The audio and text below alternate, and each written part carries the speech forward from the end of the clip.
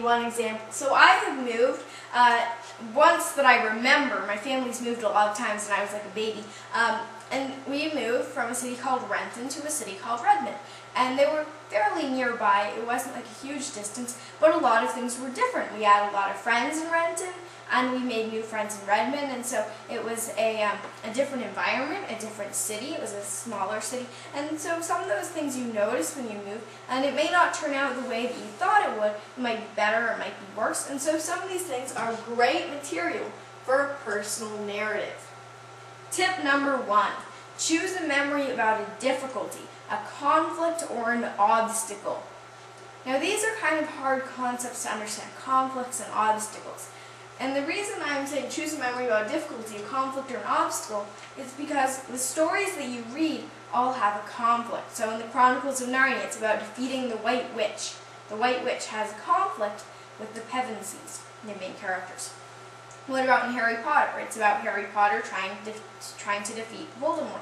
All the stories that you read will most likely have a conflict and an obstacle, where two people or two different sides are arguing or trying to defeat each other, and there's something that gets in their way. Those are conflicts and obstacles.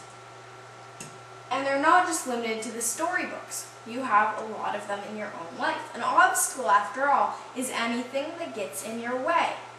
So what are some things that get in your way? Think about what are some things that get in your way.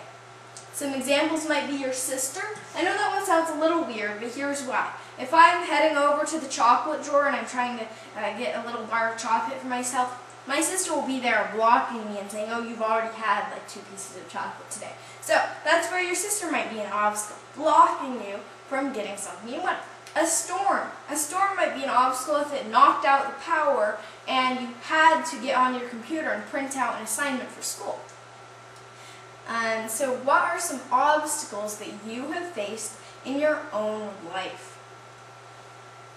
Think of a time you wanted something and there was something in your way stopping you from getting that. So let's say you want a slice of pizza, but there's a huge wall with no doors between you and the pizza. That would be a very literal or very basic obstacle, would be a wall. But there are also obstacles you create for yourself. For instance, I was always really scared of jumping into the water at the pool. That was an obstacle I created for myself. I wanted to jump in the water, but my own fear was an obstacle. So being scared of something could be an obstacle. A person could be an obstacle.